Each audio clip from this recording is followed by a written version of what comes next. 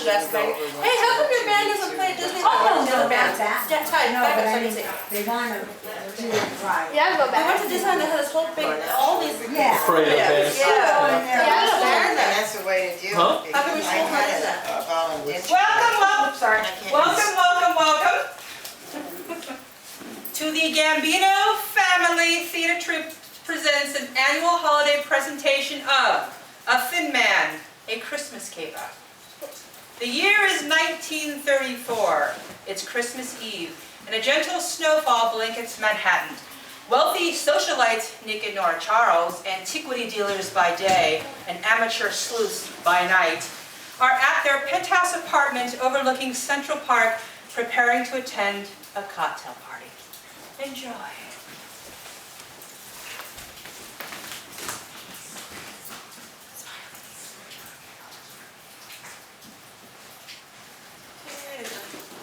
False alarm, everyone. Check the camera. Why?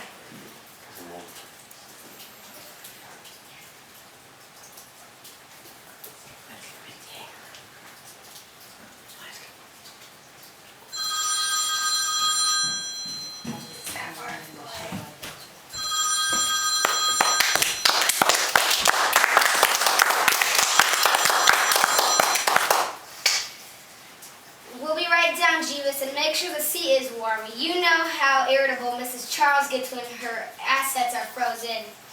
Darling, the car is waiting, and we're past the point of fashionably late and boarding on downright rude. Apologies, my pet. I couldn't decide between the diamond studs or the diamond drops. Just when I thought all life's questions have been answered. Don't be sarcastic, my dove. It makes your face look like a giant exclamation point. I don't know why we have to go to this bloody Christmas Eve party every year. It's always the same old boring group. Rockefellers, Carnegies, Fitzgeralds. Could you make me one more drinky winky before we leave, my big monkey? You said that 2 cocktails ago. Oh, well, you know how I get. Ding dong. Who could that be? At this hour. For heaven's sake! Ding dong. What happened to the doorbell, babe? Pardon the intrusion, but your door was ajar. The infamous Nick and Nora Charles, I presume? Well, yes, we're the Charleses, but we've already given at the orphanage. And we're running a bit late, so if you don't mind. Madam, we haven't been formally introduced. My name is Kringle, Christopher J. Kringle, Esquire. Here's my card. In my pocket. My card. I'm here on the most urgent business.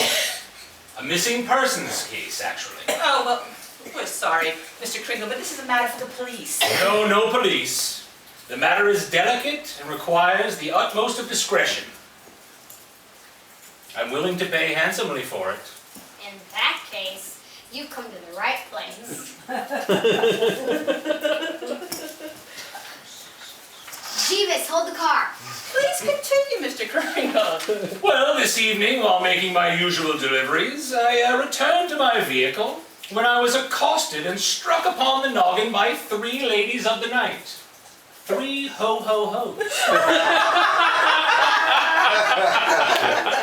Wait for it.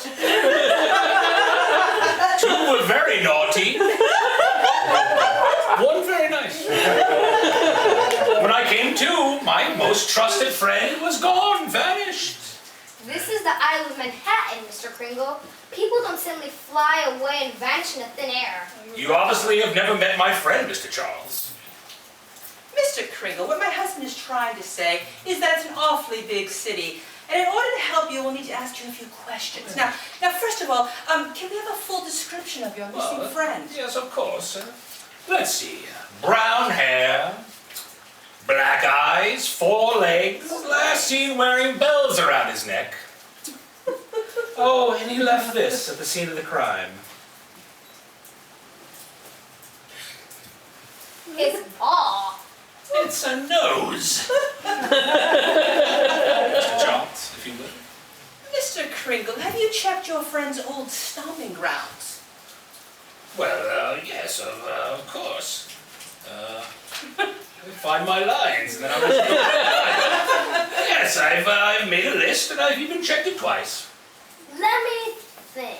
If I were a four-legged red-nosed creature taken by three ho-ho-hos, where would I be? On the sofa for 2 weeks. But this requires boots on the ground and exhaustive working of the scene itself. I bet.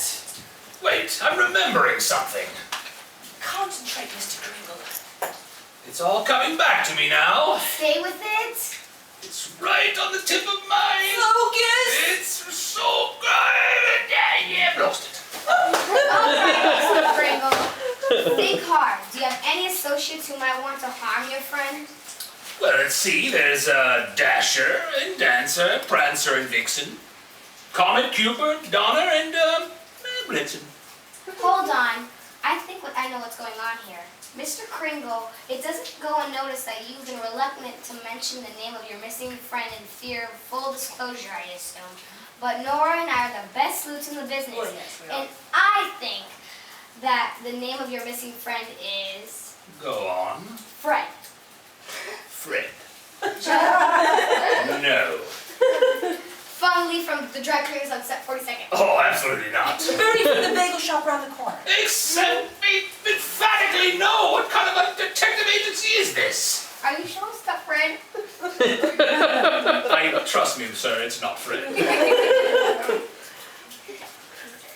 Mr. and Mrs. Charles, his name happens to be... Did you hear that?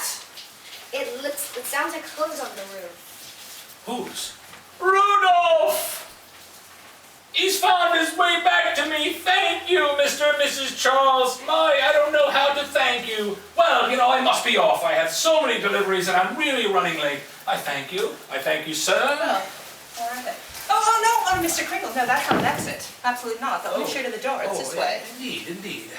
Well, good night, everyone. Merry Christmas. Merry Christmas.